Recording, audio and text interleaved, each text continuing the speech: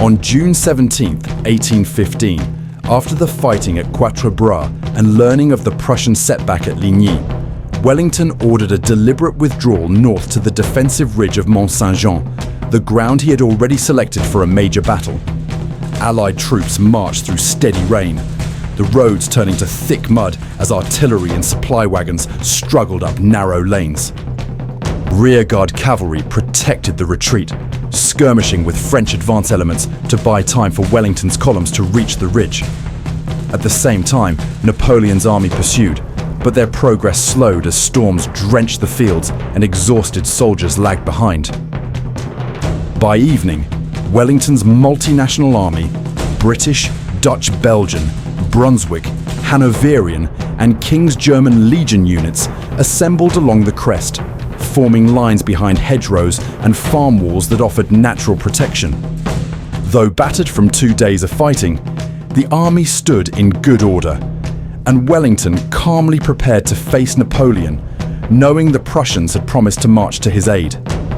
As Wellington settled his army along the ridge of Mont Saint-Jean, Napoleon prepared his own forces on the opposite heights near La Belle Alliance, seeing the ground as favourable for a decisive attack.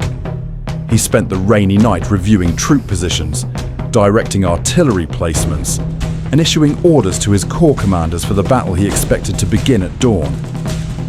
Although the storm finally eased in the early morning, the fields remained waterlogged, delaying the deployment of artillery and slowing the French advance.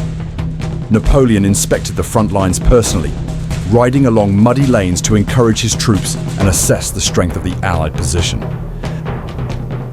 Reports arrived that Grouchy was still pursuing the Prussians toward Wavre, giving Napoleon confidence that Wellington would not receive support in time.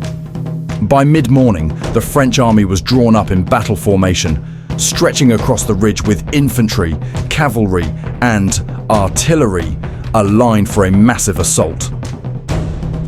The battle began late in the morning when Napoleon ordered a diversionary attack on the chateau of Hougoumont, intending to draw Wellington's reserves to the Allied right and weaken the ridge centre for a later French assault. French skirmishers advanced across the open fields toward the walled farm complex, firing as they moved while British Guards and Nassau troops held the orchard and wood line. As the fighting intensified, French infantry pushed into the surrounding woods, forcing the defenders back step by step, but failing to break into the courtyard. A large French assault column attempted to force the north gate, briefly bursting it open, but was immediately driven out when British Guards slammed the gate shut and shot down the attackers trapped just inside. Reinforcements from both sides poured into the struggle, turning Hougoumont into a bitter, close-quarters fight that consumed thousands of troops without achieving Napoleon's intended breakthrough. Napoleon, believing the Allied line was weakening, ordered Marshal Ney to seize the moment, sending wave after wave of cavalry toward Wellington's Ridge in one of the largest mounted assaults in European history.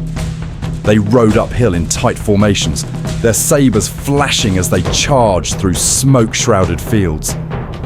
As the French advanced, Wellington's infantry braced themselves by forming defensive squares, hollow, bristling boxes of bayonets that repelled cavalry from all sides, and the horses reared or slid in the mud as riders tried to break the unshakable formations. Artillery thundered across the ridge with Allied gunners firing until the last moment before retreating inside the squares, leaving smouldering cannon behind while French cuirassiers swept past. Ney continued to hurl more cavalry forward, convinced the Allies were on the verge of collapse, but each mass charge only circled the squares in a deadly swirl of steel, smoke, and desperate shouts before being forced back down the slope. Amid the chaos, Wellington rode along the ridge to steady his troops, narrowly avoiding enemy fire as he watched the French cavalry failing again and again to break the line.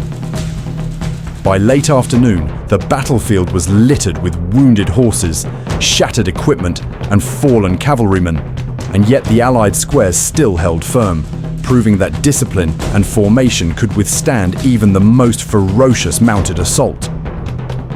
In the late afternoon of June 18th, Prussian columns under Field Marshal Blücher finally appeared on the battlefield's eastern flank, pressing the exhausted French left and relieving pressure on Wellington's forces.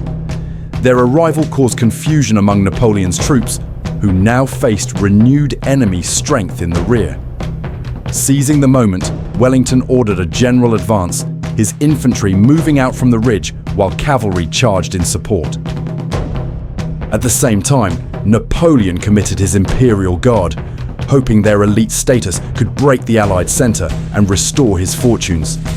The Guard advanced through smoke and musket fire, but the combination of British volleys, Allied counterattacks and Prussian pressure proved overwhelming.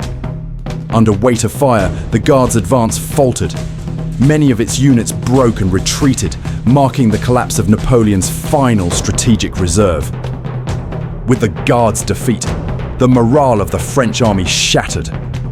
What had been his strongest card was now his undoing. The Allied armies surged forward in unison, driving the French from the field as the sun set on Napoleon's defeat and the dawn of a new European order.